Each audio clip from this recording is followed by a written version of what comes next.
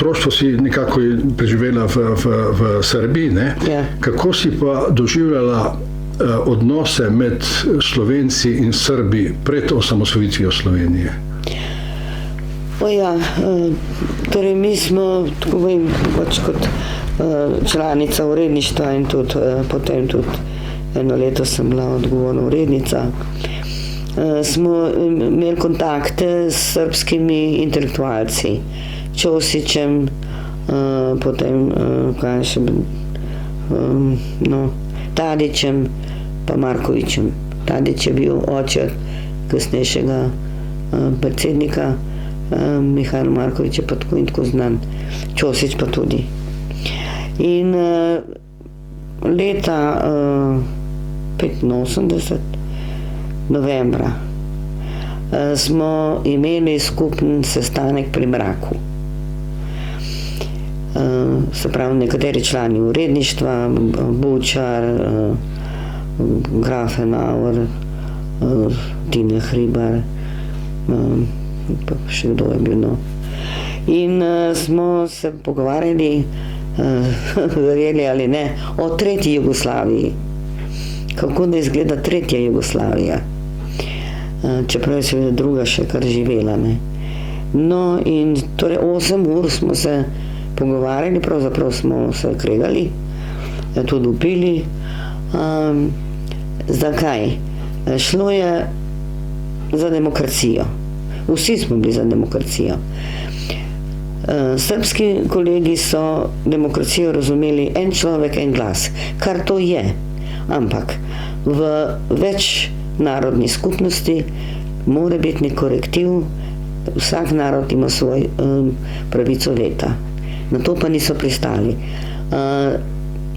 Torej, to niso pristali, predvsem pa niso pristali na ukinitev Zveze komunistov. Kako boš ti imel demokracijo, če imaš eno stranko, ki je nadstranka, nad vsemi strankami, potem ostale niso, potem stranke pač niso enakopravni in demokracije ne more biti. Tukaj smo se pač zahaklali in smo se razšli. In oni so šli potem pisati memorandum SANU, se pravi Srpske akademije nauke in umetnosti. Mi smo pa že tako prej planirali in tudi že nekaj delali na 57. številki Nove revije. Tako da je ta sestanek, mogoče se komu smešno sliši, vendar je bil na intelektualni ravni razkol in v bistvu je bil to tudi razkol Jugoslavije.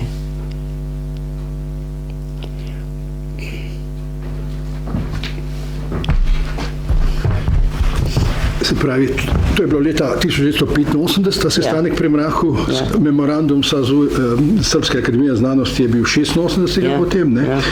Po me pa zanima, kaj je bilo z nekim sestankom si kaj si znanja, poleti 91 naj bi se Dimitrij Rupel in France Bučar sestala z Dobricom Ćosićem v Beogradu.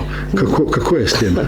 Nič natančnejšega ne vem, kar je Rupel napisal nekoč, da sta tam bila, da sta od njega pričakovala ne vem kaj, ampak Ćosić je bil sicer predsednik tiste Jugoslavije, tretji ali katere že, ampak ni imel nobene pravzaprav moči, se ga je tudi hitro Milošević odstavil.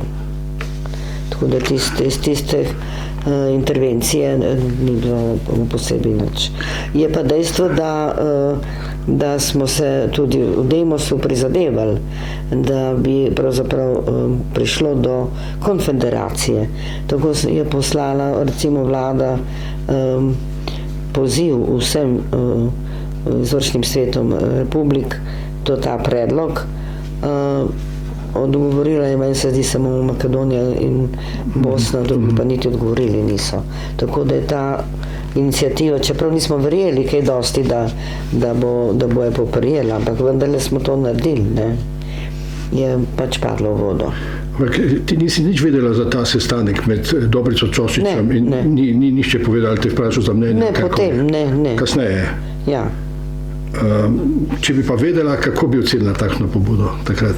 Ne vem, mislim, da ne bi ocenila negativno, ker je bilo treba narediti vse, da ne bi prišlo do eskalacije kakšne vojaške zadeve. Skratka, smatraš, da je šlo za iskanje neke diplomatske rešitve? Tako nekako, ja.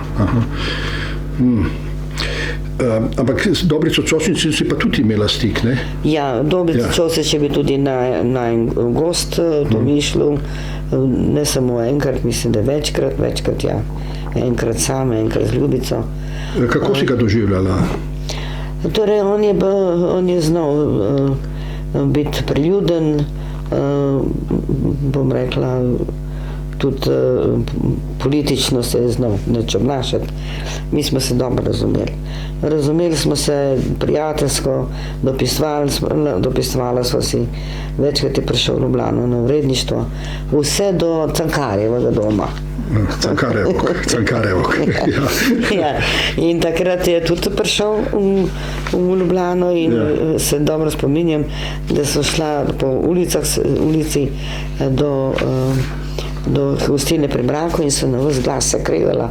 In so šla na kosilo v Pri mraku, ne vem, kaj so si ljudje predstavljali, tudi tam sva kričala drug na drugega. Tako da smo se razšli. Danes se ga Čočiča pogosto vidi kot očeta srpske nacije, ne? Ja. Samo bil je preradikalen, bom rekla, premalo previden, ali da bom ga rekla o njem, da je zaupal Miloševiću. Skratka, zapadel je zares v nacionalizem. Medtem kot literat je pa neverjeten, kako je on poznal srbsko mentaliteto, s kakšno ljubeznijo je pisal. Tako da je treba vedno razločiti umetnika od, bom rekla, od politika. Ja, ta meja zna biti... No, hočem reči, ko bereš njegove knjige, ne smeš misliti na to, da je politično zašajtov.